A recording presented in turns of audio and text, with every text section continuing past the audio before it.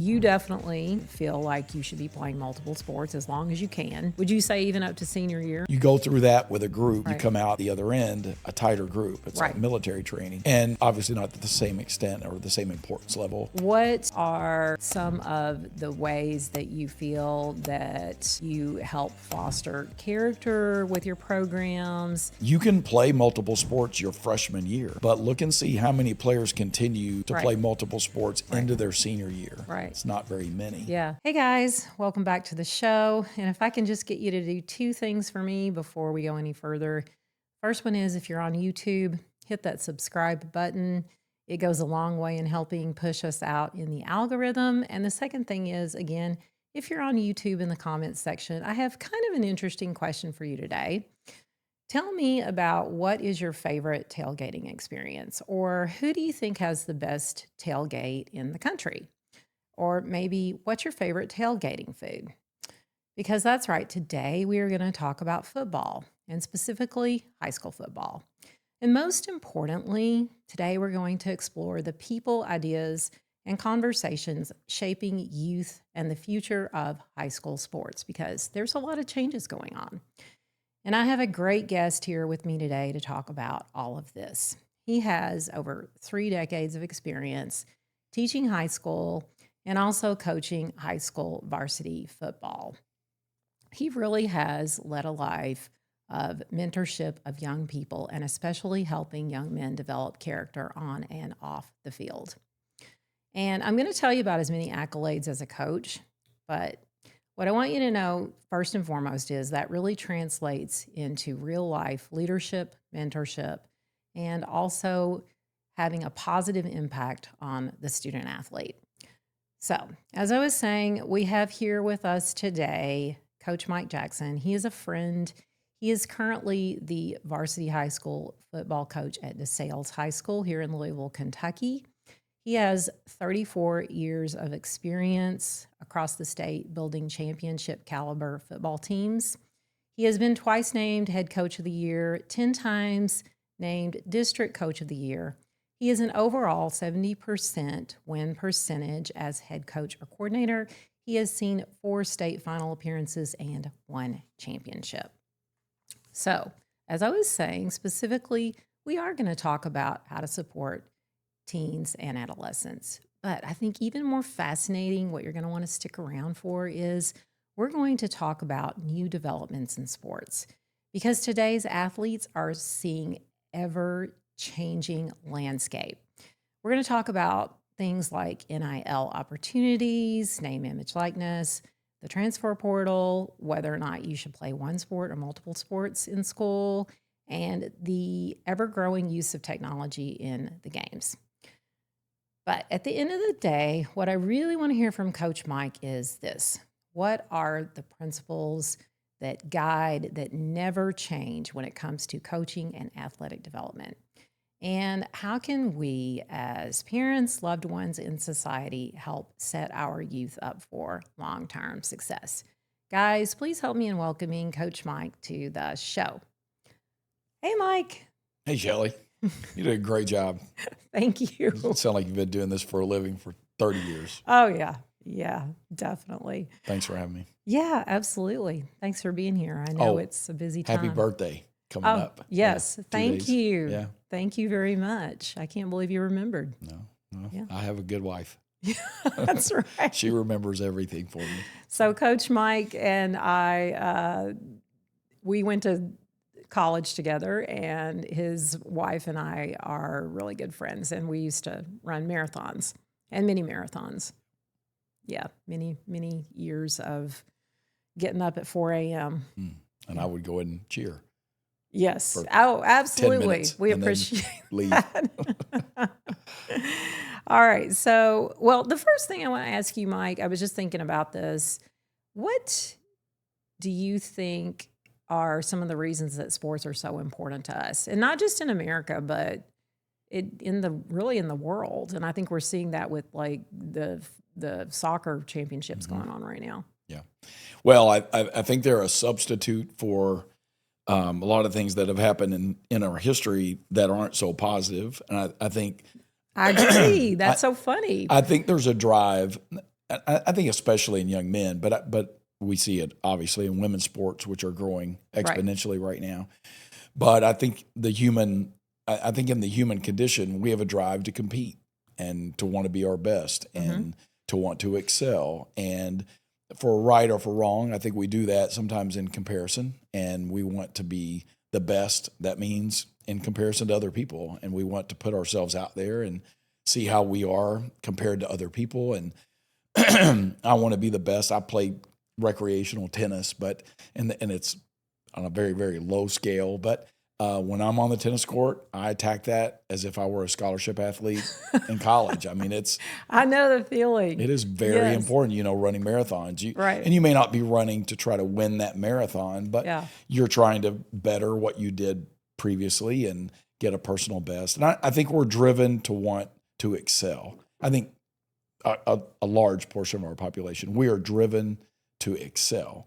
And we do it in business, we do it in our families and many other areas of life. But sports, athletics, and really any kind of competition, I mean, you think about chess or something that people are involved in that's competitive and it gives us a measuring stick to see whether we are improving, or where we are and what we need to aspire to. I think sometimes I get inspired by playing. I played a fellow that was 2 years older than I'm 58, and I played a fellow that was 60 years old, and he didn't look like he was in great shape. And I came on the court, and I'm a little taller than him, and I thought, I think I can handle this guy. He was so much more skilled than me. Is this tennis? In tennis, I'm sorry. Okay. And he was so much more skilled than me, and he moved me around the court, and he had me panting, and he beat me bad. Oh, yeah. And it made me I've had this happen. And it really, leaving the court, I was disappointed that I lost. But even when losing, it drove me to want to get better. Yeah. And I went that day and practiced. And, I was like, I've got to get better at this that he hurt me on. And I think it gives us sort of a measuring stick, not just against other people, but against ourselves. Yeah, for sure. Yes. And I also think that, I think that it also provides us a sense of community. I noticed this. I was in San Francisco recently, and I didn't realize it, but the soccer games were going on while we were there. I even looked up how much the tickets were. I was like, that'd be really fun to go to a game. They were so expensive. But it just so happened that the hotel we were staying at, there were so many people from other countries, Paraguay, Australia, the United Kingdom. And again, it was just interesting to me how much I think sports brings us together. And I think that there's a lot of things in our society that sort of don't do that anymore. Like we've gotten a little more away from religion in some ways. We've also gotten away from civic organizations, as well as, I think politics obviously has been pretty divisive. So, yeah. Yeah, at sports, athletics, and especially I think big time sports. Yeah. It helps you be able to escape, I think, and escape those things that you talked about. I mean, the divisiveness in politics and religion and those kinds of things that we argue about. When we go to root for University of Kentucky or Indiana or U of L or Paraguay or whatever it is that we're there with that community, for 2 hours, we can forget about debating. This tough stuff, right? Like, not making, or how expensive things are, or our problems, at work or whatever. Yeah.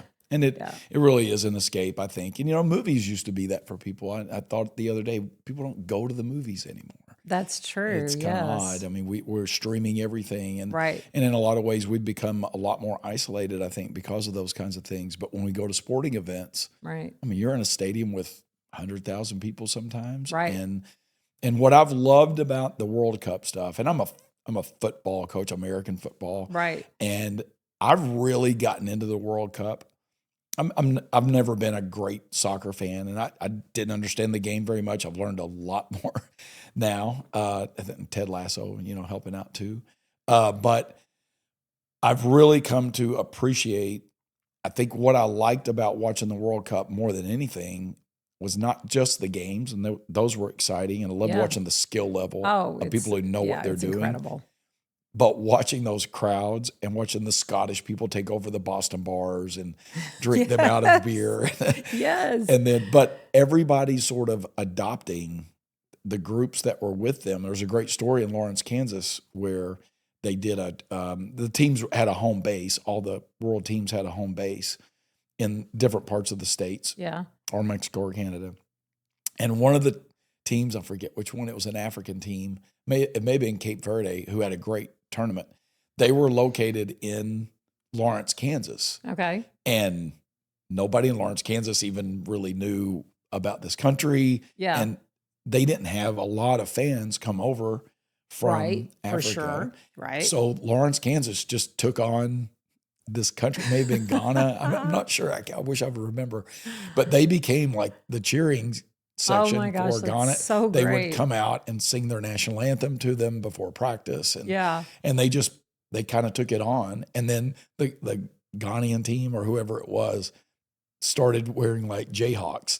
I think they called themselves the Ghana Jayhawks or something like that to go along with the college team. But that sense of community, I think we've seen that throughout, and just seeing, people from other countries come over here and especially come to the Midwest. I think that was an interesting thing, that when they're in Europe, and I've traveled a little bit in Europe, and I know some people in Europe real well, and their perception of what America is what happens on the coast. Right. And that's a lot of New York places. and California. Right. And we're the flyover states and all that. But a lot of these people were located in Tennessee or Chattanooga. I didn't Atlanta. know that. Yeah. And Lawrence, Kansas, of all places. And they're making YouTube videos about, we had no idea America was as great as it is. And the people are so friendly. Right. They're basing America on Friends and Seinfeld. And they're seeing people like Shelley Pisa, and they're taking them in their homes and, making apple pies for them and whatever. And I think that's been really good. That is so interesting because yes, I actually didn't know where all the games were. So that's a great fact, fun fact. And I love that. All right. Well, let's talk about you a little bit. As I was saying, you and I went to college together. You did great. You could have done really anything you wanted with your life, and you decided to go down this road. So what made you choose this? Well, I spent my whole life growing up. I did well in school and all that, made good grades. And I always kind of had that trajectory toward something in the professional world, business or maybe politics. I really thought about getting into politics for a while, and I like public speaking. A lot of people are, scared of that, and it's a big fear for people. But I've always kind of been drawn to it. I love getting up in front of people, and I like to share, my knowledge of things and really try to help other people. Right. But I always kind of saw my trajectory as maybe a lawyer, and that was the immediate or the most obvious thing for someone with my skill set, I think, and what I was interested in. And I like Perry Mason and, law type shows growing up. I could see myself doing that. And went through 4 years of college. You could major in anything, of course, and go to law school. You just have to, make the law school exam. Took the law school exam, did well enough on that to get in. And I was at the point of applying to law school, had my LSAT score already. And I didn't know that you took that. Okay. Yeah. I had taken a couple of years after college and worked at admission. Okay. And the purpose of that was to just study for the LSAT exam and all of that and get ready.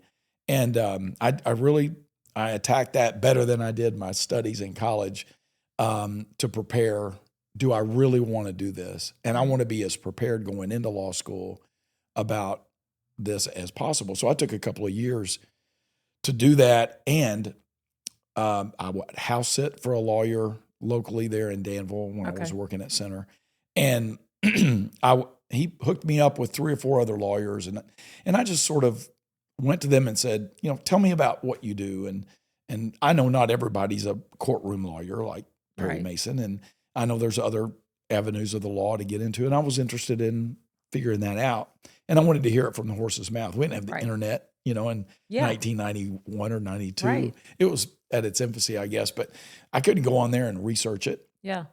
So I went to the actual lawyers in person, and I went to 5 different lawyers, and all 5 of them told me if I could do anything different, I would have done it. I would go back and do it again rather than law. And you would go into something else. they would have go gone into something else. Okay. And Yeah. 4 of the 5, but 4 of those 5 lawyers, they all in common said they would have gone into teaching. Okay. That they didn't feel like what they did was they were helping type people, and they got into law thinking they were doing a helping profession. Yeah. But whatever avenue of law they got into, maybe it was business or whatever, they didn't feel like they were helping to the level that they had wanted. Yes. That really resonated with me because I had taken enough education courses to be able to teach. Yeah. If I wanted to go in that Right. direction, because like I said, you could major in anything. So I majored I majored in history, but with a background in teaching. Yeah.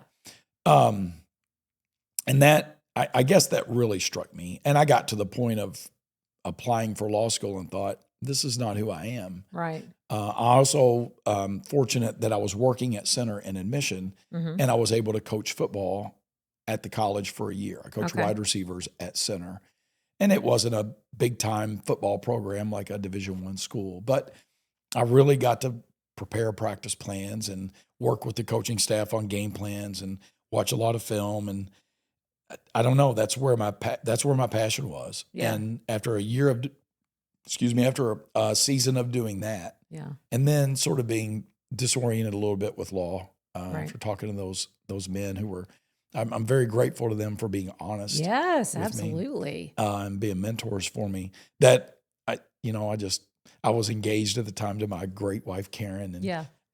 she was supportive, and Yeah. she had said yes to marry me when she thought I was going to be a lawyer, and then she Yeah. continued to say yes after I told her I'm going to be a high school football coach. It's a lot different. Well, I think it's interesting that you talked about you had some interest in things like politics and public speaking, because I don't think a lot of people realize, and I'll just say from my standpoint, both my parents were teachers. My dad ended up in administration. And I don't think a lot of people realize just how political like those types of positions are. And same thing with what you're doing. I mean, you have to work with and make a lot of different people happy. So I can see where, again, your skill set could have been useful in a lot of different ways. So let's talk a little bit about, just in general with your experience with, again, being around high schoolers, building teams. What are some of the ways that you feel that you help foster character with your programs? And how does that work exactly? Like, do you have conversations at the beginning of the year? Is it something that is just known in the school culture? How does all that? That's really interesting because we just came out, like I said, we just came out of football camp again. I apologize for my scratchy voice. This is It's okay. It's not probably a lot of allergies and, like you said, a lot of talking. Yeah, well, it's more the when you're at camp, and I think I would probably touch on camp for the question you asked more than anything.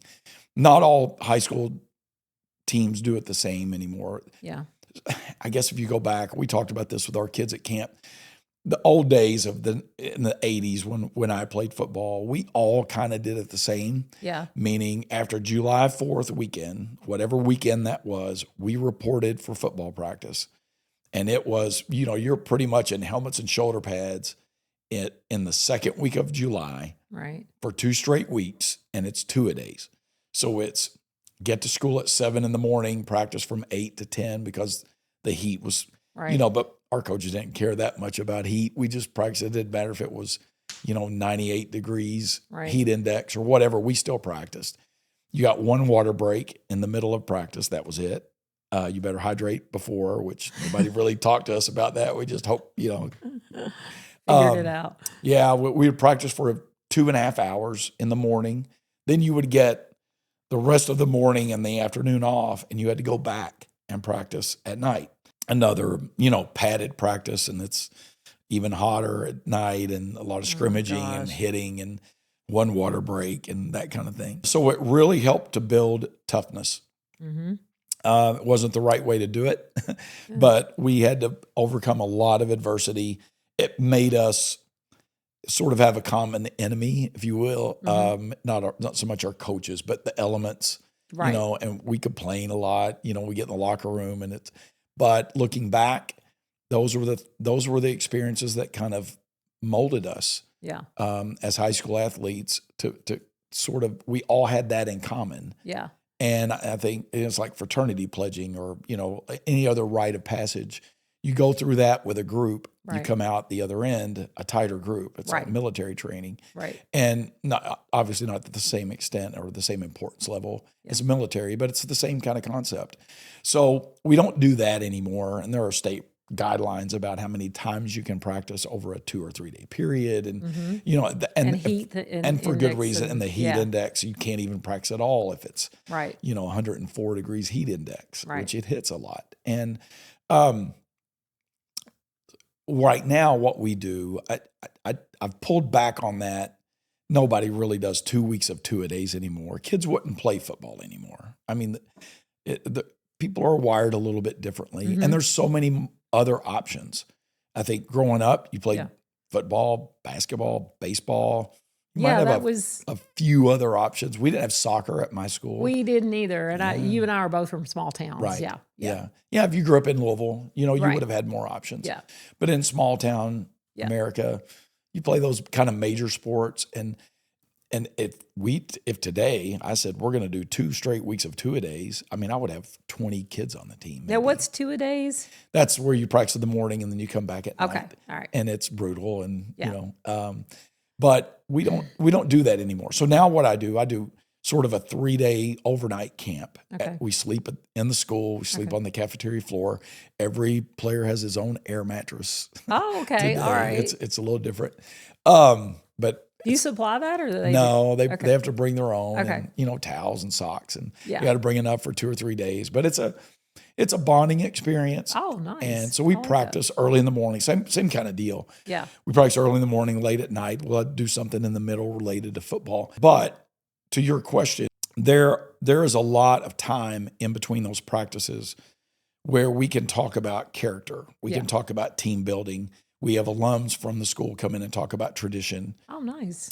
We had Kevin Trimble, who was Lieutenant Colonel Kevin Trimble, who went to center also and was a commander in Fallujah and has a great wealth of military experience. And he came and spoke to our kids. Doug James, who used to do the color commentary for U of L football, but was an All-American at University of Michigan and was a DeSales grad, had him come in and speak. But we do those kinds of things. I don't know. We talk about football a lot and the strategy and the tactics of the game. We have to do that. There's a lot to it. Sure. But we probably talk about, and our cornerstones are the 3 legs of our stool are courage, commitment, and character. Yeah. So we are constantly talking to our kids about those intangible things that make them be able to overcome adversity and be able to win games beyond just the tactics and the strategy.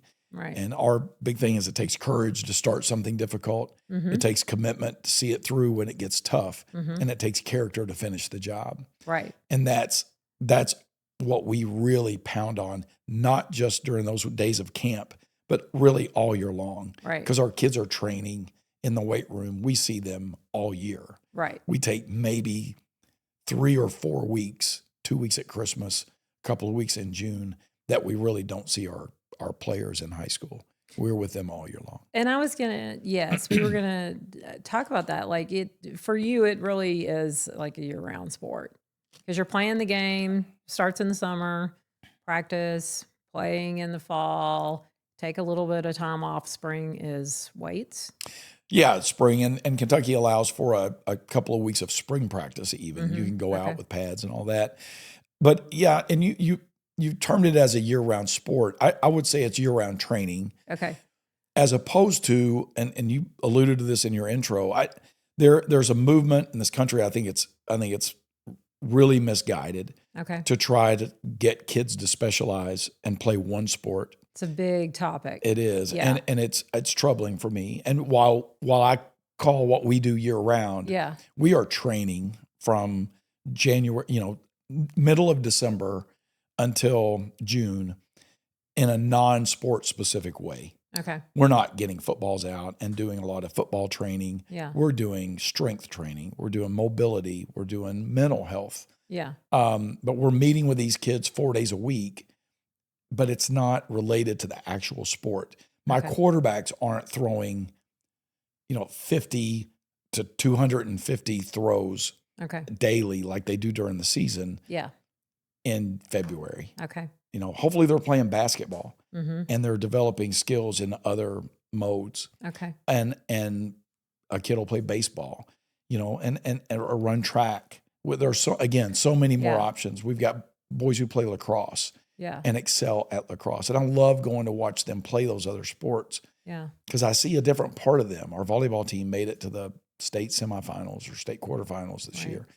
And it's a totally different sport. Yeah. And I love watching those guys play. We have football players who are on the soccer teams concurrently, at the same time. And I love going to watch those soccer games and watch our guy, even if he's not scoring the goal, I get to see him play defense and, being a contributor for his team. As football coaches, I feel like we've sort of led the way in promoting the idea that players should be multi-sport athletes, especially in high school. Yeah. And you could specialize when you get to college, and that's fine. But we really, football coaches have always, I think, as a group, encouraged our kids to play multiple sports. And I'll be really blunt here. And a lot of the coaches that I've interacted with in schools that coach other sports, I won't mention any of them specifically, but they have really pounded on their kids, not always in an overt way, but sometimes in a to me, a very harmful, covert way to say, if you're not practicing year round with us shooting or, whatever specific skill, Johnny over here is going to be with us all year. He's probably going to take your playing time. Right. And I think that's really harmful for kids. Yeah. And I've seen it not work out. The athletes that I think of, DeVante Parker played for me at Ballard High School. And DeVante was an exceptional basketball player, for instance, and played basketball for all 4 years. Yeah. He came to Ballard thinking he was a basketball star because he was 6'1" in the 8th grade, and he stood out height-wise, but he was also extremely skilled and athletic. And I think a lot of people had told him, and he wanted to be a basketball star. Sure. And he was. He was runner-up for Mr. Basketball in Kentucky his senior year. And he could have made a career. I think he had some Division I offers for basketball.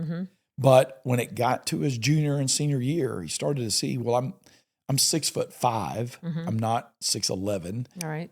And I could shoot really well, but on a football field, he's a different animal. I mean, he's a freak. Yeah.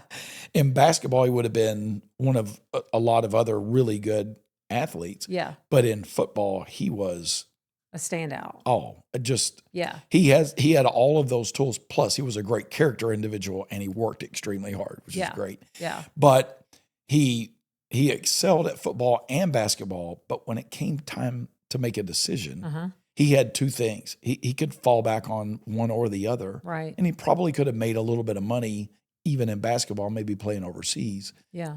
But he chose football because he was going to be a professional football player. Yeah. And he played, I think, 10 years in the NFL. He was able to bank almost all of his paychecks. Wow. And he's set. And if somebody had gotten in his ear and influenced him to only play one sport, and that sport wasn't football, I don't know. Yeah. And he would have had a successful life. He was a great person. But he wouldn't have achieved what he did on the football field. Yeah. And I'm glad he had multiple things to fall back on. Yeah. Yeah, I think that's a great point. And, Mike, I don't, have a lot of experience I have no experience with coaching, and I have not as much experience with high school athletics in general with my kids. They did mostly like gymnastics and dance, and that takes a lot of athletic ability as well. But I have, as a parent, just seen that with kids and parents with this struggling of, first off, putting your kids in so many sports that sometimes it seems like it can get overwhelming. Mm-hmm. And then the other thing is, to your point, that the coaches start talking you into, you really need to be doing this because if you're not here all year round, it's not going to look so good for you. So I also want to get your thoughts. That kind of led me into just the question of all right, so you definitely feel like you should be playing multiple sports as long as you can. Would you say even up to senior year? Oh, yes. Okay. At DeSales, that's what we major in. Yeah. We're a school, we have 275 boys, 280. Mm-hmm. And that's not very many boys to spread out for all of the sports we offer. We offer really all of the sports that the large 6A schools offer, Trinity and St. X and so on. But I know for a fact, and there's data for it, that at some of these larger schools, you can play multiple sports your freshman year, but look and see how many players continue to play multiple sports into their senior year. Right. It's not very many. Yeah. And assume it's one or two, maybe. And when you talk about football and basketball, for instance, you might have a few kids wrestle that also play football. The baseball teams at these big schools, they're kids that play 300 days a year. Right. And I have a friend who's the repetitive use injuries and Tommy John surgery today, the UCL injury of your elbow. I read an article this week. It's almost just like a rite of passage for teenage boys now that play baseball. Yeah. It's just, you're going to probably get it if you pitch. Right. You're probably going to have Tommy John. And I've had some of my own players that play baseball and do the travel ball just excessively that end up having to get that. And I've had some players that they can't play football anymore because they've got to get surgery and let that recover in the off season. And they're 14 years old.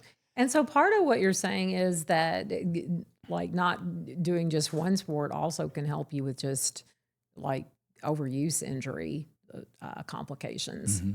Yeah.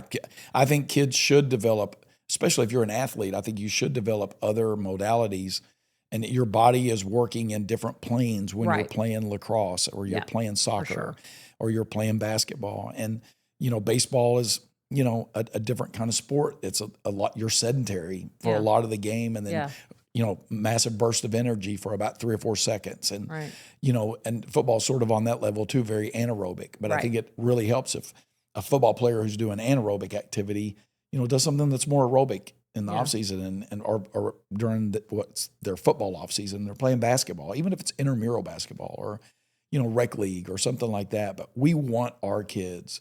And I think you talk to it's interesting to me. You see it on Twitter and social media. College coaches, like football coaches, will say, we want players who played multiple sports in high school. We want to see this is a football coach. Mm-hmm. University of Alabama, Nick Saban would famously say, I want wrestlers. Right. I want guys who had to be on a mat in an individual sport where team sports are great. And I'm a team sport coach. But I also play tennis and my son wrestled. And there's something about when it's just you and you have to rely completely upon yourself. And if you lose, it's on you. And I think Nick Saban and some of these other coaches and almost every coach that I've ever talked to today, football coach, college football coach, they want multiple sport athletes. Yeah. And I think even college basketball coaches would say if they have a football player or a basketball player that played basketball, in high school, that they have a certain level of toughness that maybe some of the other kids don't. Right. It's a great, I got to give a shout out really to Chris Renner, who was the head basketball coach at Ballard for many, many years, state championship basketball coach. I think arguably Ballard for the 90s and the early 2000s into the 2010s had the best basketball program year after year after year after year. Yeah. Just consistently great basketball program. And I mentioned that some of my stops, the basketball coaches may not have been encouraging other kids to play other sports. They wanted 15 guys that just played basketball. Right. Chris Renner did not. Yeah. The first time I went, when I was announced at Ballard, I went to their LIT game, Louisville Invitational Tournament, big deal in February or January, and I went to watch them play. He stopped. They were warming up. He saw that I was there with the athletic director. Yeah. Put 2 and 2 together that was me. Ran over to me right before the game, and he said, "Coach, welcome to Ballard. I'm glad you're here." And I, of course, knew who Chris Renner was. He's an exceptional coach. Everybody knew him. And I was kind of taken aback, like, "Coach, you've got a game, don't worry about me." He said, I just came over. You got to watch number 4. He didn't play football last year, but he's an incredible competitor. Wow. He's a great basketball player. We're going to see, but he needs to be on the football field. We're going to work together to get him. That young man was Fareese Harden, who ended up playing 4 years of football at Indiana University, was a great basketball player. Wow. But Chris Renner wanted what was best for Flo Harden. Right. As opposed to, I want this kid to do 12 months of basketball to make me better. Right. So if the guy that ran the most successful basketball program was encouraging players to play multiple sports, I mean, maybe every other coach should adopt that philosophy. Right. Chris was a great advocate for kids. And basketball and his sport and Ballard basketball. But first and foremost, what was best for kids. And I do love that. To your point, that story that he just came up to you and reached out to you. And that was one of my questions I was going to ask you, was about just generally how do you go about fostering good relationships with coaches, families, the other staff at schools? Does that usually come pretty naturally, or do you have you seen any or had any experience with just some, a little bit of headbutting? How's that usually go for you? Yeah, I think it depends on the school. It depends on the culture. Yeah. And one of the things you asked about previously, how do we talk about those things that are not football related with you're trying to build a culture. Right. And to us, we talk about leadership. I mean, what does it take to be a great leader? And we feel like leaders are developed and they're not born. Well, part of our role as high school coaches is try to bring leadership out in those young men that could be leaders one day, right, in industry or in the military or college or wherever it is. So also there's a culture in schools and high schools. Yeah. There's culture around the school itself with the staff. And, is there a direction from the athletic director or the principal? But oftentimes it's the athletic director. Are we going to be a school that encourages multi-sport athletes? Yeah. Or are we going to be a school that we got a better chance to win a state championship if we have kids concentrate on one sport, right, sophomore through senior year, like happens at the big schools? And that's what's most important, is winning championships. Yeah. And I'm fortunate to be at a place where, we want to win championships, and we have. We won, DeSales football's won a couple of state championships in the last 15 years. Yeah. But not at the expense of having our kids play multiple sports. Right. And we have direction from our president, Rick Blackwell, from our athletic director, Ryan Smith, that, and before him, Mark Evans and Don Bowers believed in that idea, that we're going to be that, and we're going to see what's best for the whole kid. So I think the culture has to be directed from, a higher perspective from the administration. And then from there, they've got to hire coaches that have that philosophy. Right. Very fortunate. I talked about Chris Renner at Ballard, but currently I'm coaching with Derek Furch, who's the head basketball coach at DeSales. Mm-hmm. We eat lunch together every day. Part of our duty was to monitor the lunchroom. Well, during those times, I could add up the hours that we spend working together on. Now, what are you going to do in the summer? What does your schedule look like in June? Because we share athletes. Right. And we don't want a kid to have to choose. Right. So we take the time and the effort, say, okay, we're going to practice in the mornings and we'll be done by 11. So he'll say, well, good. I want to give the kids a couple of hours off to recover, and then we'll start our stuff at 1, whatever. Yeah. But we're working through an entire calendar from when his season ends until my season begins, where kids don't have to make a choice. Yeah.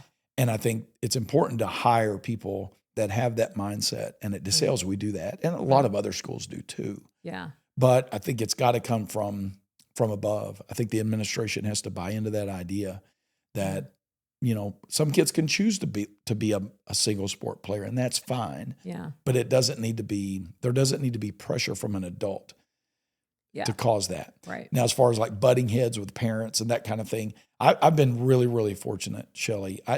I hear a lot of coaches complain about parents. And I was at Oldham County for 8 years.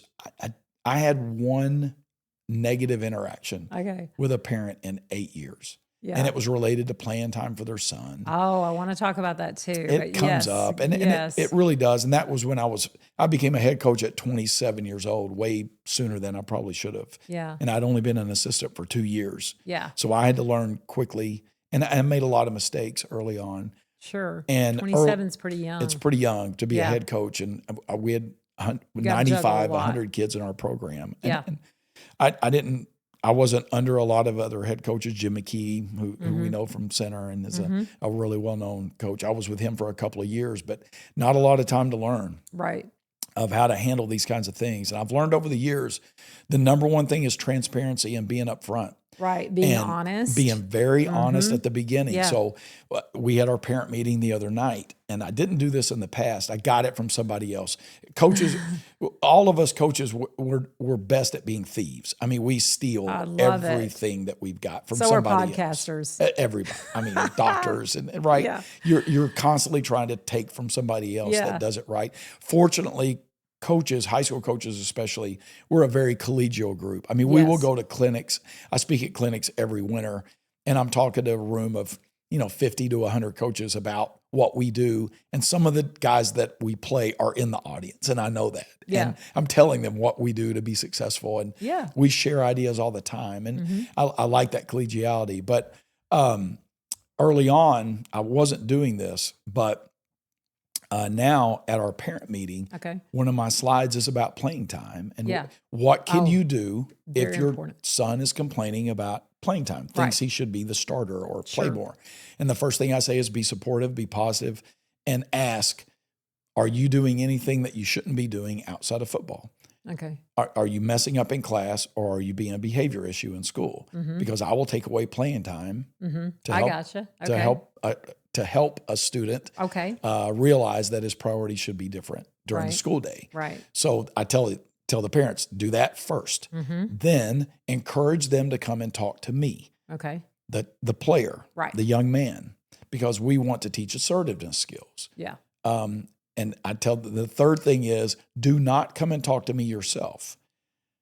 If you do, are you talking about the parent? I'm talking about the parent. Okay. Do not come and talk to a coach, myself or any of the assistant coaches, or your son will be suspended for 1 week. You're going to get the opposite of what you want. Wow. Your son will not play the next contest. That's pretty. That's pretty strict. It sounds really harsh. And I thought about it, and it made a whole lot of sense. Yeah. And I stole that. But the thing is this, and I had this happen at DeSales, my first year of coaching there, second year. We had a young man that was a very good athlete, but he wasn't doing things in practice the way we wanted. His effort wasn't top rate, and we knew how good an athlete he was and how fast he could run. Yeah. He wasn't doing it in practice. And we tell our players, we want you to be a practice player before you're a game player. And the first game of the year, he didn't play very much. Played a little bit. And I could tell after the game, I saw Dad, and Dad was not happy. Oh, gosh. And Dad was letting everybody in the stands know that this guy coaching doesn't know what he's doing, on and on and on. That's fine. And I know at every game I've got 500 assistant coaches unpaid up in the stands, and that's fine. They can say their opinion. Hey, you've got thick skin over the years. We're far enough away. Fortunately, in football, we can't hear a lot. But I heard after the game that this parent was, very vociferous about how poor job I was doing as a coach. We won the game, incidentally. But I heard that, and he started to approach me, and I just reminded him of what we had talked about at the parent meeting. Which was, you are not supposed to talk to me, or your child could be suspended for a week. I said, if you say anything to me about playing time, I will suspend him for the next game, and he won't play at all. Right. And he fumed. And he turned around. Because, you get a lot of testosterone there. Sure. Yeah. But at the same time, I very calmly told him, but I would be glad to meet with you tomorrow. Yeah. Mom, you, the child. Yeah. In my office. Yeah. With another adult there if you would like. And we will have a rational conversation, not right after a game when everybody's emotional. Right. But we will meet in the office very calmly. Your child and me will talk. Yeah. And you are totally welcome to be there and listen to everything when I tell him why he didn't play as much. Right. And you cannot talk during that time because you were not at practice all week, and I was. Right. You're not privy to the things that I am. Right. But you are welcome to be there Right. and hear everything that we have to say. I think that's pretty generous. It like worked. We don't do that in the dance world. They don't let you be there for the conversation. It worked. It was, I mean, they came in. Yeah. The demeanor of somebody when it's 12 hours away from the contest. Yeah. Everybody has just calmed absolutely. down, right? We all say count to Right. 100 or count to 10. Yeah. But Sometimes a day I need later, weeks. I mean, after getting to sleep on it, Right. both parties, they came in, they were gracious, shook hands, Right. looked me in the eye, and he apologized. First thing he said was, I was saying things in the stands I shouldn't have said. I started to approach you. I shouldn't have done that. And he was very genuine. It wasn't, I'm trying to keep my son from getting suspended. Right. It was from a place of sincerity, and he realized it. Yeah. And so we had that conversation. During that time, they did speak up, and they said, son, is this true? Or you know, so there was an actual interchange between the four of us. Right. It wasn't just between me and the player, and it never has been when I've done that. Right. But that ended on such a positive note. That young man ended up playing college football. Wow. He started every game after that. My goodness. His practice demeanor changed. Yeah. I mean, he's a very, very good young man. Great parents who want what's best for him. Right. And we're very, very rational in that situation. That's really inspiring. And it was just, I would encourage other coaches that might be listening to this, have that policy. But again, the thing is, you ask about how do you build that kind of culture where you can have those kinds of rules and not have that headbutting. Attack it up front. Be willing to have those hard conversations early on, especially in your parent meeting, and say, here's what I believe in. And your son's part of this program, your daughter's part of this program. And this is the culture that we have here. If you don't like that, now's the time to say that's not what we believe in and don't be a part of it. Exactly. But if you leave here today and your son, daughter's still on the team, you're saying we commit to those things. Right. Yeah. Yeah. And so what I hear you saying is that, yes, you have to make hard decisions about playing time. And some other things that came to my head about what could be hard during a season are athletes get injured, supporting them through that. Also losing seasons. So talk to me a little bit about those kind of things that come up. Yeah. You were nice to mention that. I think, I don't know what it is, 68, not 69%, 70% winning percentage. Yeah, I had to look that up, by the way, and I was like, oh, that's pretty good. I don't know. I don't have those kinds of things just top of mind in my head, but it's something like that. Yeah. And I've been very, very fortunate, been in 4 state championship games as part of other programs, other coaches' programs, and those things are a blessing to have been a part of that. And all of the wins, I tell people all the time, I remember the losses way more than the wins. Absolutely. You can have an hour conversation and remember the 1 minute of things you said that you didn't like. Right. Yeah. And so in all of those wins, I've taken over 2 different programs that were in the basement. They were not, there were things going on, and that they needed a lot of help. Fixer-upper. They were down on they were down on players, and DeSales was one of those. And when I took over at DeSales, there had been some coaching changes and COVID had just happened, and it really decimated the football program there. Gosh. And it was tough. And the coaching staff there was great men, and I'm very good friends with all of them right now.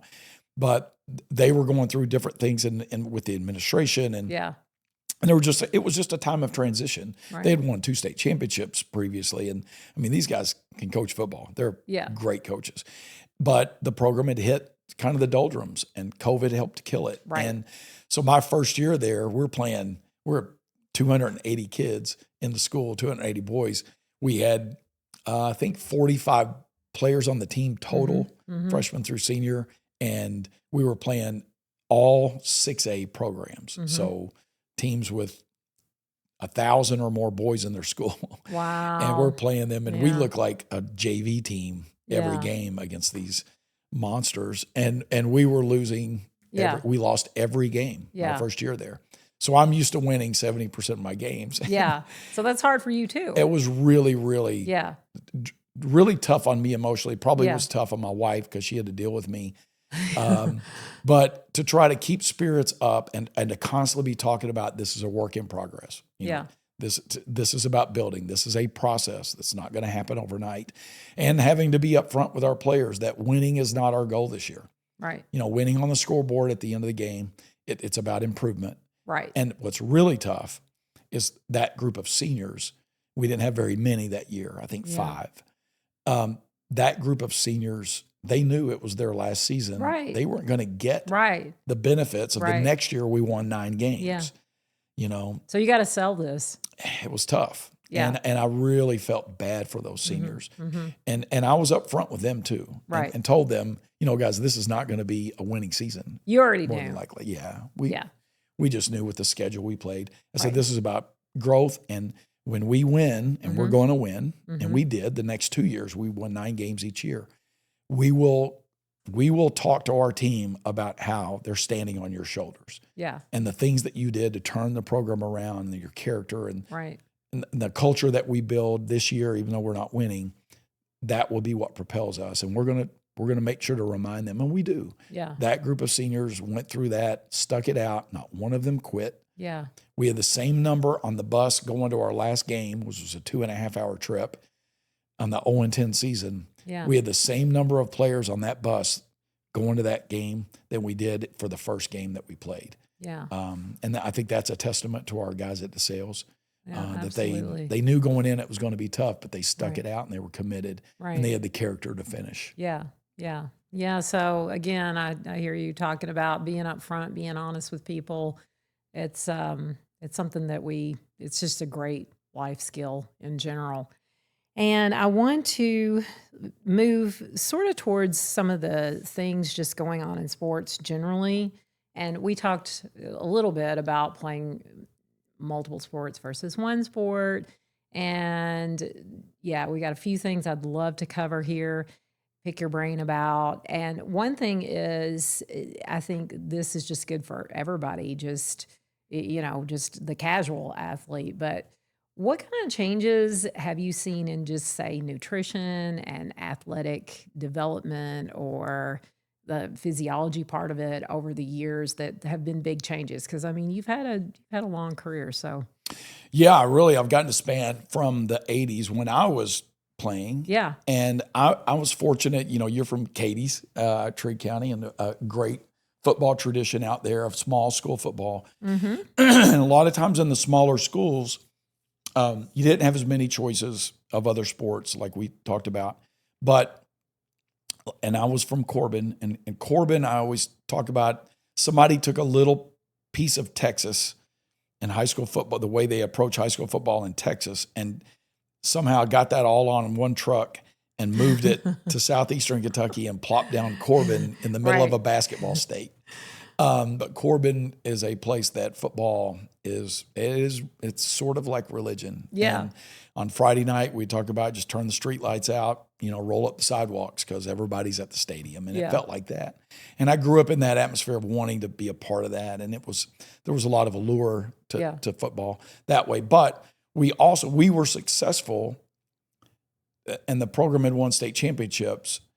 And I think because our coaches were on the cutting edge of weight training. Okay.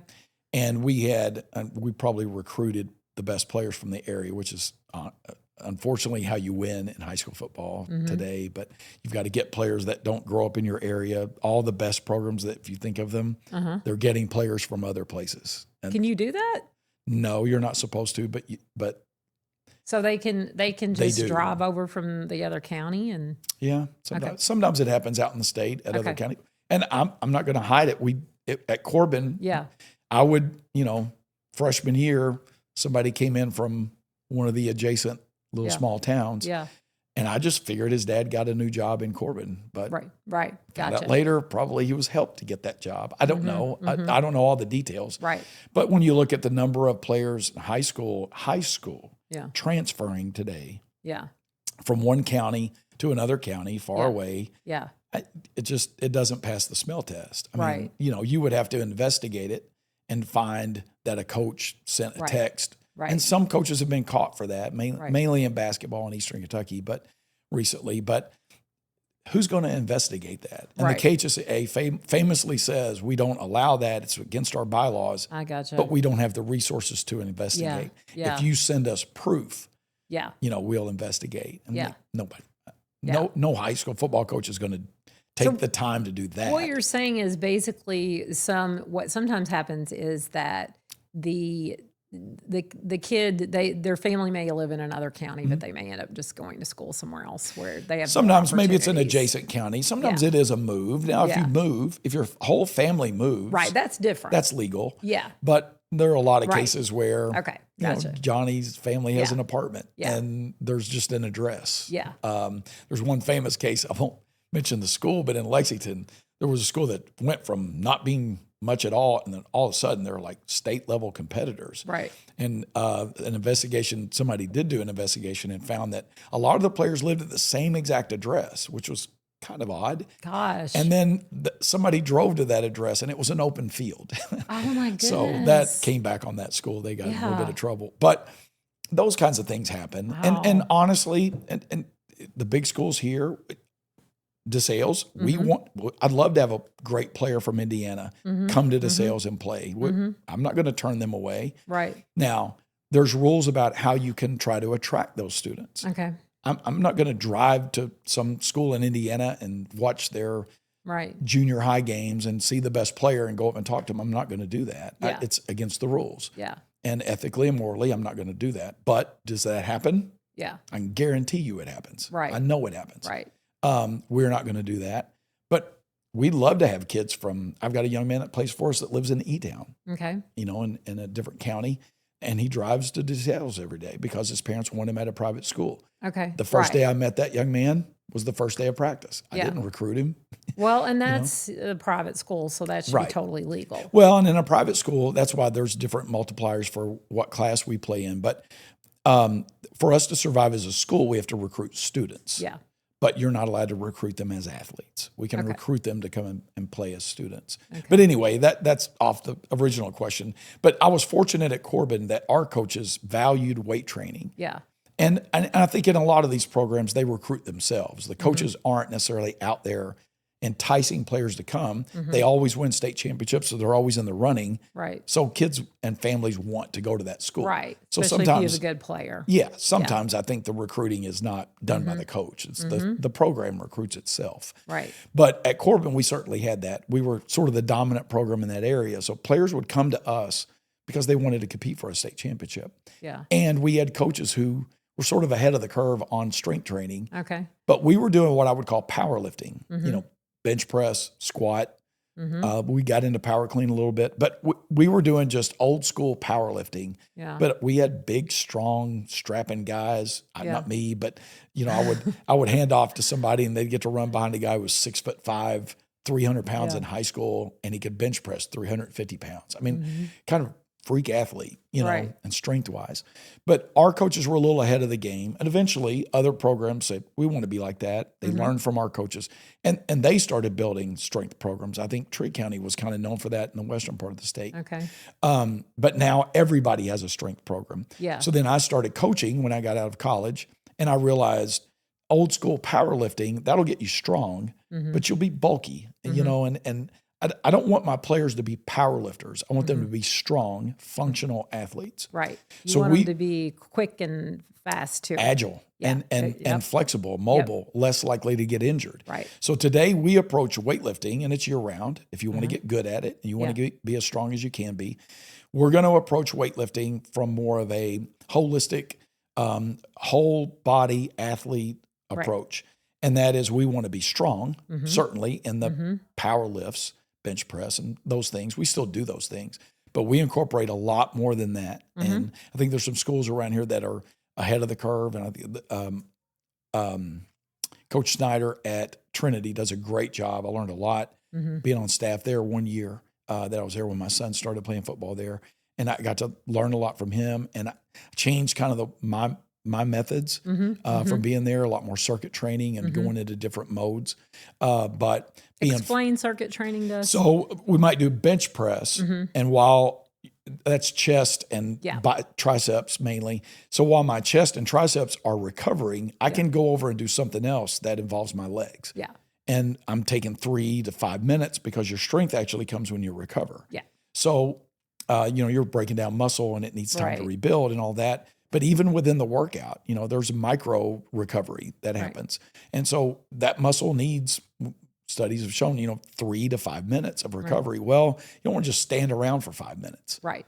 So usually we will do something else different, work in a different muscle group. Right. Or working on mobility, flexibility, maybe some kind of proprioception, working on balance skills and that kind of thing. But we're also doing a lot more with Olympic lifting. So just old school Olympic lifting where you got to take the weight from the floor, maybe press it over your head, clean and jerk, those kinds of things. That at Corbin, we did a little bit, but most of ours were just on building pure strength. What's the advantage of Olympic lifting? Olympic lifting, you're having to move the bar through a lot of different planes, through one plane mainly, but you're having to move it from the floor, having to pull. You're using your hips, you're using your legs, you're using your large muscle movers, and it's triple joint extension for your ankle, your knee, and your hip. Also incorporating the upper body, so it's a full. And it's going into your back, and then your arms and. Yeah, so we're trying to build strength and really injury prevention. Right. And the thing is now, we want to be strong enough to push other people around. Yeah. But I tell moms will sometimes ask me, how can you put 400 pounds on my kid's back? That doesn't seem safe for his knee joints. Right. And I would tell her, well, we're going to play St. X in the first game. This is when I was at Oldham County. And they've got a player that probably bench presses and squats. He squats 500 pounds. So him coming off the line, hitting your son in the shoulder pads, the amount of force that's running through his body into the ground and the ground pushing back on his knee joint, I don't want the first time he feels 400 pounds of pressure to be that game. Yeah. Something's going to give. Yeah. So I have to prepare his knee joint and his hip joints and his ankles for that kind of work, that kind of load. Right. So she was like, that makes a lot of sense. Right. So we're trying to build players in the weight room that are going to be more resistant to injury, in addition to, performance. But doing those different modalities, and really in the last 5 years, I've stressed mobility probably more than I have my whole career. Every workout ends with mobility, and we never stretch early. We don't want to stretch cold muscle. Right. We get the muscle warm. We do a lot of calisthenic type drills early. Then we get into strength training where we're breaking that muscle down. And then we're stretching, doing more static stretching, that kind of thing at the end. Yeah. Really trying to open the hips up. Right. And a lot of times you see these big hulking guys that are 6'5", 6'6". Yeah. But if you can't move in the hips, you're just big. What does mobility and agility look like for you all? Do you get yoga type tips or dance tips or? Yeah, yoga's really started to enter our world. And none of us are really practitioners of yoga, and we don't have gongs and things like that. That might be a good thing to add, actually. But we will get into some mindfulness stuff though, and we'll do some of that. I think the mental part of that after a workout, I think is beneficial. Yeah. But I heard there was an NBA basketball player, one of the men, I can't remember his name, but he's from one of the Slavic states, and I can't remember who it was, but I remember an interview with him talking about his training regimen in the off season. Yeah. And he would talk about lifting weights and what his weight training days were like. And he said the days he dreaded the most were the yoga days, and because he just was stiff, But he said it was the most beneficial. Oh, for sure. Because it stretched him, literally. Yeah. It took him to be a different kind of athlete. Yeah. So we're getting into some of those kinds of things. And it's downward dog and, cow pose and all those kinds of things. We're just trying to get the body to move in different ways that maybe these athletes aren't used to on the field or that they haven't done previously. But, I research it all the time. In the off season, we're looking at, we do 90-90 hip where you look like a pretzel sitting on the floor and you're moving and just a lot of hip mobility stuff that we're trying to prevent injury. I was going to say less prone to injury. That's what it's all about for us. Yeah. Yep. Well, just real quick before we do a quick round of just getting to know you better, just sort of athlete topics that kind of are new and upcoming, on the horizon kind of things. I did want to ask a couple of things.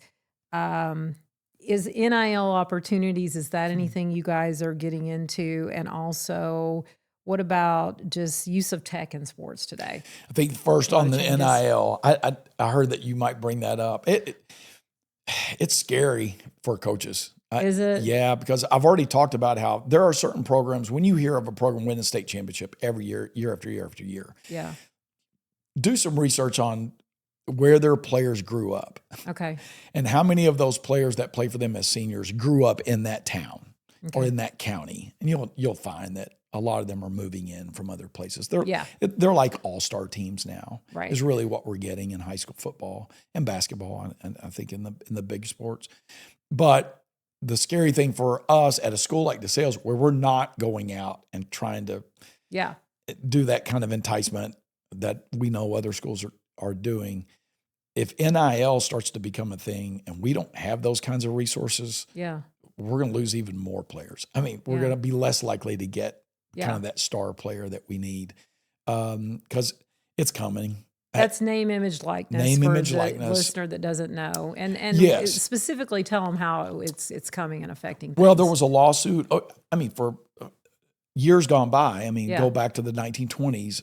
Colleges started to entice high school athletes to come to their college with scholarship, and you played to get a scholarship, a college education, maybe a better career. It was a long-term investment thing, right? So the colleges, though, they would sell tickets for games, and they would sell merchandise, and they would sometimes have the players' names on the back of the jersey and that kind of thing. And they're making money, millions, let's just say it, billions of dollars as a whole, on the backs of players who are playing simply for a scholarship, which to me is a lot. I would have loved to have played for a scholarship because I went to center and we didn't give them. But there was a real inequity there for players who were giving a lot and sometimes getting injured, not getting to have a pro career because of the injuries they sustain, and they're not getting the kickback that the colleges got.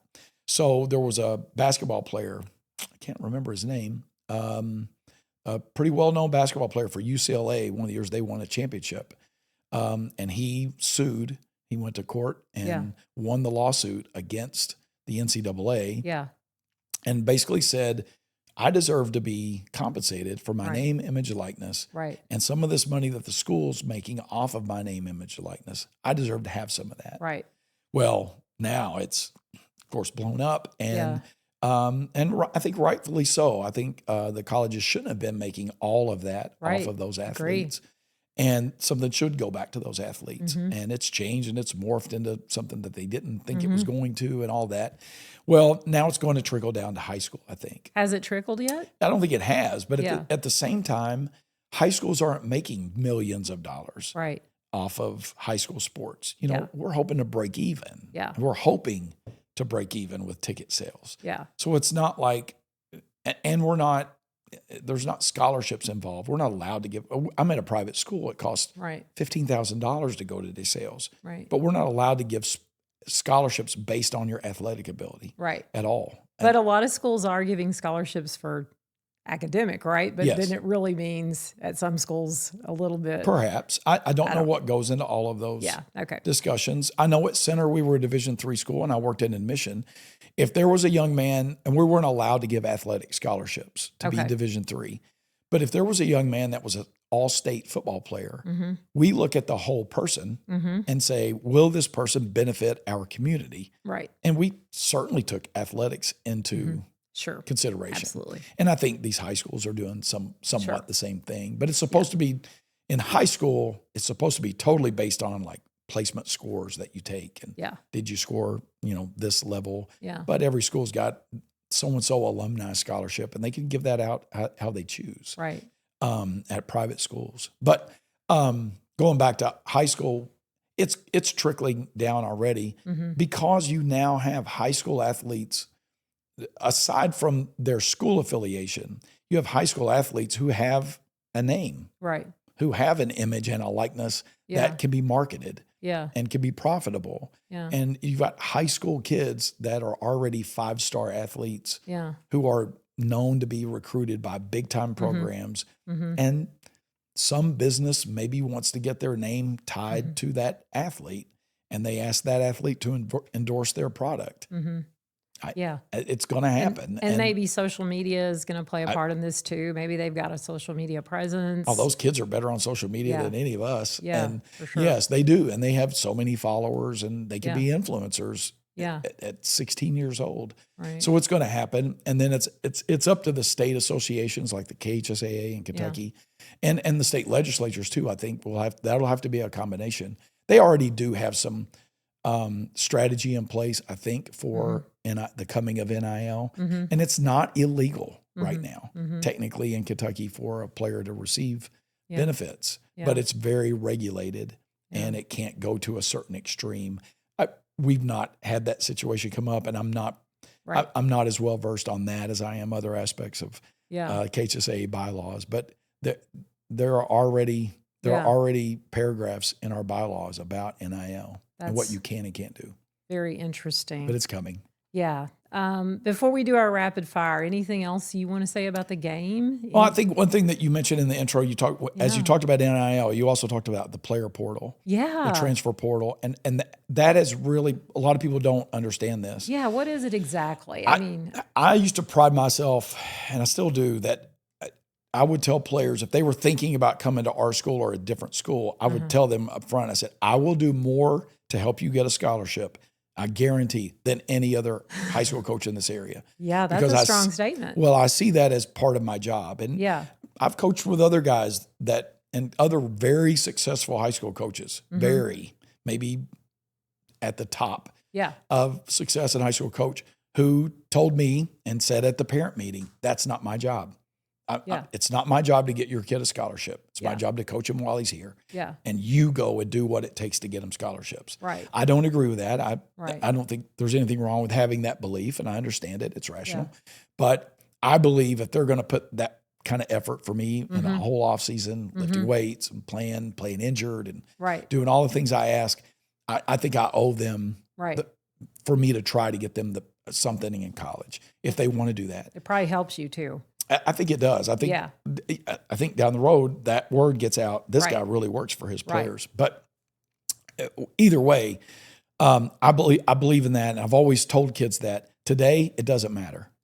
Yeah. And the transfer portal and the new rules by the NCAA have put a cap on how many players can be at, say, University of Louisville, Division I programs that give scholarships. So they can only have 105 players on the roster. Previously, they could have as many as they wanted, and you could have walk-ons. You could have players who aren't getting a scholarship, but they have a chance to make the team by practicing every day. And I've had a lot of players get that, by going as a walk-on. Well, today that doesn't even exist. The other thing is with the transfer portal, allowing players to move around school to school to school when they're just not happy, they eat up all of those spots. So if I'm the University of Louisville and I can get a player from the University of Kentucky who's not happy at UK, and I can get them, and they're 20 years old. They've already been trained on how to play college football. They're a grown man at this point. I can get him to come to Louisville and play. Why would I go get a 17-year-old high school graduate that I'm going to have to train for 5 years until they mature and become as good as this 20-year-old is? Okay. So that's eating up a lot of opportunities for these high school kids. Right. The cap limit, only being able to have 105, and then they're filling their roster with these transfers. Right. There's just so little space now for high school kids. Wow. You've got to be a 4 or 5 star athlete almost to get into a Division I program. Wow. There's some 3-star guys that do. But in the past, some 2-star guy would get there, and he was just overlooked, and he would end up becoming an All-American. Well, today, that young man, he's got to go to an NAIA or a Division II school and excel, become an All-American maybe his freshman, sophomore year, and then maybe get a chance to go. University of Mississippi's quarterback last year,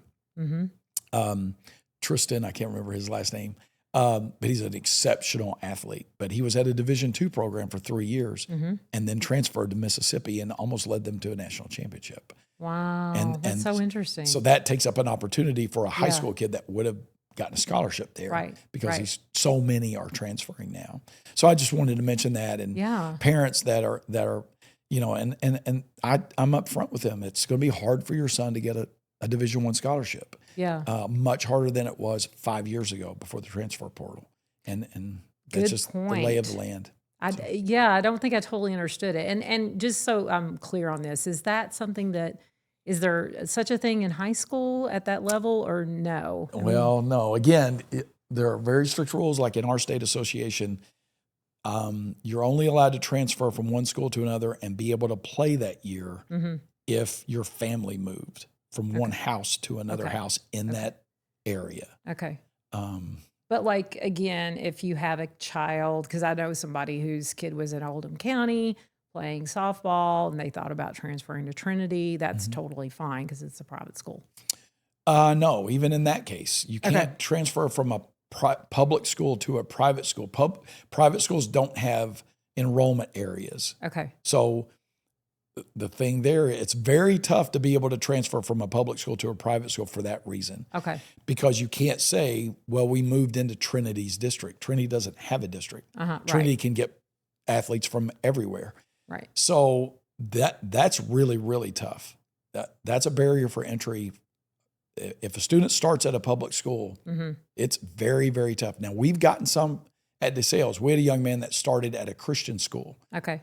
Very devout Christian family. Right. That had always been in Catholic or Christian education.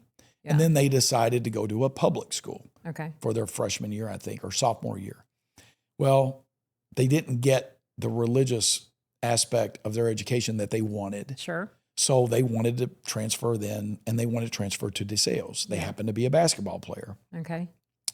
Well, I think our people were able to argue with the KHSAA, even though it's not moving into a new district, which would happen from public school to public school, the fact that this young man wanted to be back in a religious school environment, that was a reasonable exception to the rule. So there has to be some kind of reasonable exception to the rule. Well, I guess I have a question about that because, like, I mean, obviously, if they wanted to just go to your school and pay because of the academics, that's fine. But you're saying that it's scrutinized as to whether or not you can play the high school sport. Right. Wow, they can argue the academics is better at this school. Yeah. The KHSAA will say, fine, go there. You're going there for academic reasons. Right. So go. You'll get the better education. Yeah. But you're not allowed to play sports this year. Yeah. You've got to sit out a year. A year. And it's because some people were saying, I'm going there because the academics is better, but they weren't really. Right. So this was a stopgap to keep that kind of thing from happening. Okay. And, today there were more, I think I saw the statistic, there were more students declared eligible after transfer last year, something by double. I may be off on that. Last year in the state of Kentucky, it's becoming much more lenient to be able to transfer now. Yeah. And I think part of that is the trickle down from college. Right. All right. Well, we're going to end with a few fun rapid fire questions for Coach Mike Jackson. For some reason, this seems scary to me. I don't know if you read these. I don't know how personal it's going to get. Oh, okay. So no, you were very good. She's great about being upfront about what's going to happen. I felt more prepared for this than I do going into a football game. Shelley does a great job. No, good. Okay. I don't want you to be stressed. I'm a little here. more. Now I did have camp this week, so I didn't get to spend a lot of time on these. So Mike was at camp this week. Yeah, they're going to be a little bit off the top of the head. But. All right, let's go with toughest or most surprising opponent. Toughest.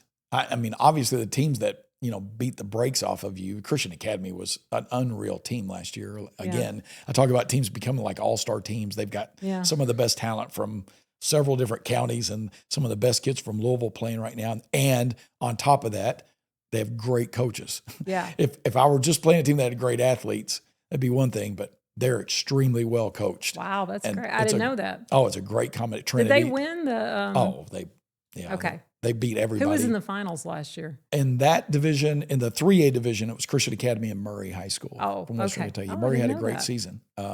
But Christian Academy beat them by 40. Yeah. And, we were maybe closer to them than any of the teams they beat in the playoffs, I think maybe by a point or two, which they still beat us by 40.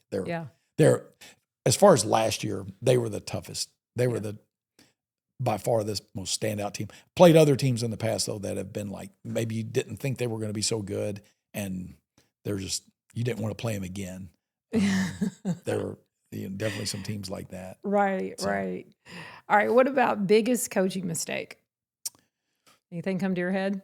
I think I would honestly say the biggest coaching mistake that I've ever made, and it has nothing to do with the game of football. I've made a lot of mistakes in football and in games. The biggest mistake that I made, though, I think I got interviewed after a game, or maybe it was when I got the job at DeSales and they did like a press conference, and I didn't thank my wife for all the support that she's been for me. And you definitely got to do that, right? No, I didn't. Yeah, you don't have to. I didn't. Yeah. And it was a big mistake. And she didn't say a word about it. But right afterwards, I thought, how did I not thank my wife for? And to all the coaches' wives out there, we didn't touch on that, but it is tough. What you put up with as a coach's wife, it's it's long hours, and it's that you it's don't, a good purpose. It's a good calling, but but you don't see each other really much. I mean, we have one night a week that I get done with film work at 3:00 on Saturday, and from 3 until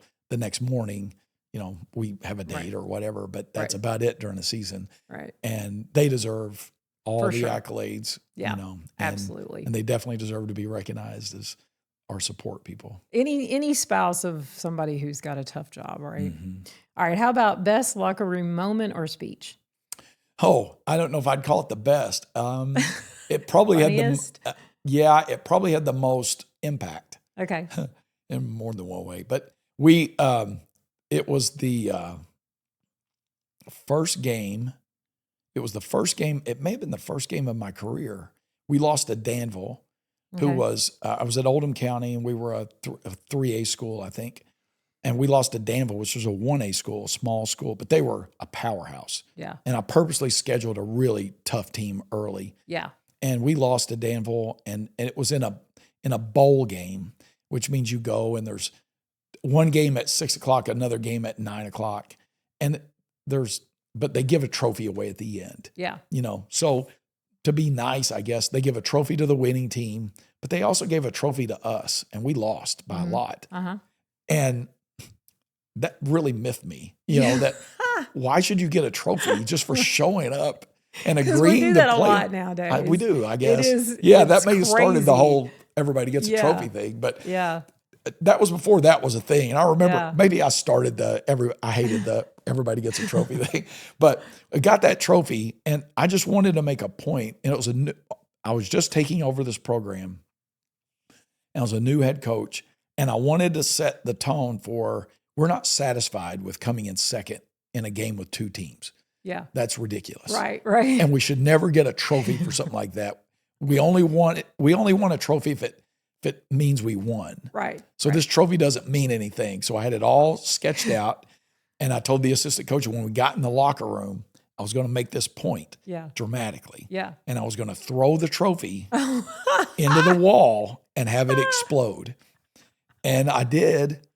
And the assistant coaches were supposed to clear out this area. It's hard. We had a rectangular size locker room, but there was a little opening where the bathroom was. Yeah. And it was like concrete, a urinal that was from like the 40s. It was like bright, steel. This is a terrible picture. It's pretty bad, but you couldn't hurt anything. There's my point. Yeah. So I took this trophy and I was going to throw it in that bathroom area, far from all of the players. Right. And one of our assistant coaches just didn't do his job, and he didn't leave that area free. And one of our very best players happened, and I didn't know it until I was already in swinging motion, throwing motion to throw the trophy. And I went to throw it in that little gap, and I noticed that Luke Hazel was sitting at the entrance of that bathroom. And I missed. Oh, no. And I didn't hit the opening of the bathroom. I hit the wall right above his head. And I don't know how, but somehow he got no shrapnel from it. Thank goodness. And he had his helmet on, which was good. Gosh, thank goodness. But it could have ended my career on the first game. Oh, my gosh. That was so that was a moment where you're like, dude, I'm really sorry. Yeah, he became a great player. Yeah. I think maybe that motivated him to never want to lose again and get a second place trophy. That's an awful story. Oh my goodness. That's an interesting story though. as physicians, this doesn't really happen anymore. First off, we don't have pagers. I think we have cell phones. But back in the day when you had pagers, physicians used to throw their pager a lot or really? throw charts or, similar. All right. Similar good bad to know. behaviors. Huh. All right. How about your favorite coach or your favorite team or your favorite athlete? Another player that comes to mind, a young man named Dallas Robinson, who was running for, I think, state representative in Marion County right now. Okay. Dallas was a standout athlete for me at Oldham County. He was 6'3", could run like a gazelle.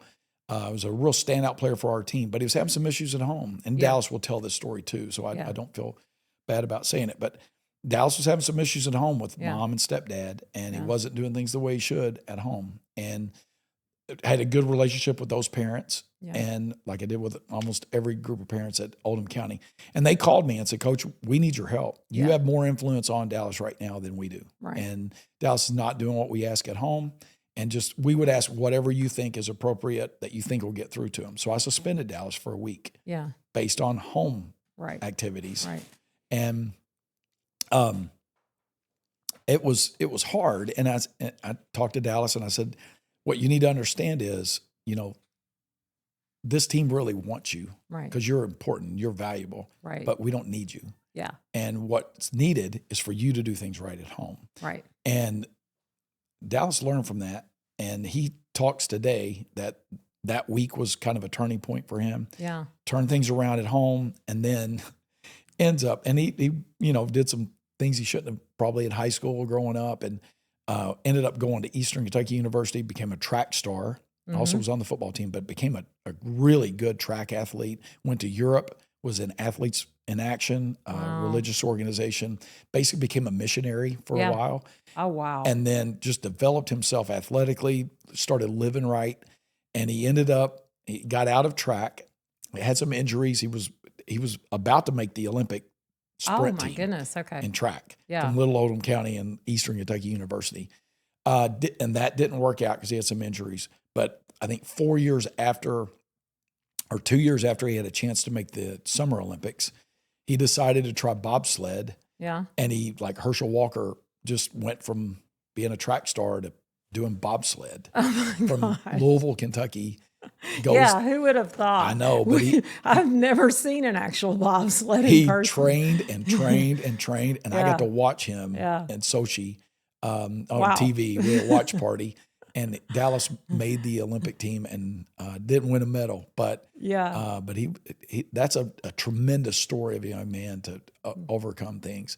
And then the other person I'll mention also from Oldham County, Adam Ripperdan was. And I mentioned him because he passed away last week. Okay. And he was in his 30s, had 6 great kids, a great wife, great business. Yeah. He lived out in Arizona. I'd moved out there, but I'd only recently reconnected with Adam.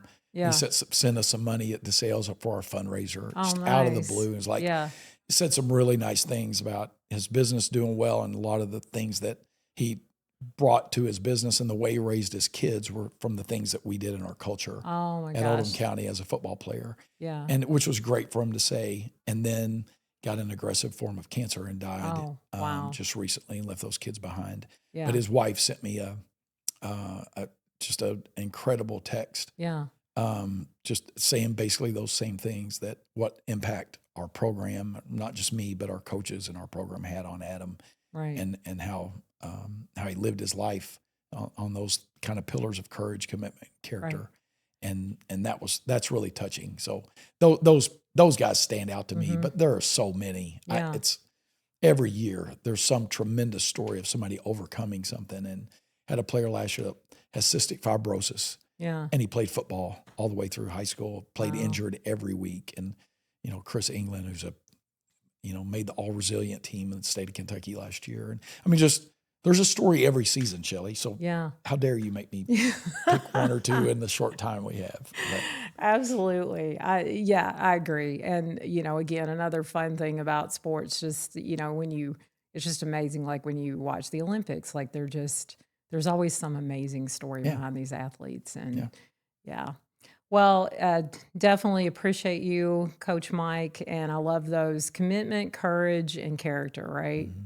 Yeah, that's something for all of us to remember. Good way to end this podcast. And I want to thank you so much for being here with us today, taking time out of your busy schedule, football camp. Do you have another night left or? No. We finished up camp. We do a Okay. shorter week when it's Okay. camp and then give them 3 days to recover. So All right. we're back at it All on right. Monday. Hit that subscribe and like button. I've always wanted to say that. Every video I see, hit that.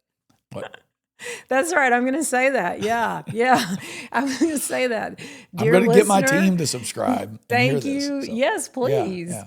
Thank you so much for being with us. Thank you to Mike Jackson, our guest. We couldn't do this without you. As Mike Jackson just told you, please, if you're on YouTube, hit that subscribe button, like the video. We're also on TikTok and Spotify. And by the time this episode comes out, we'll probably be on Instagram as well.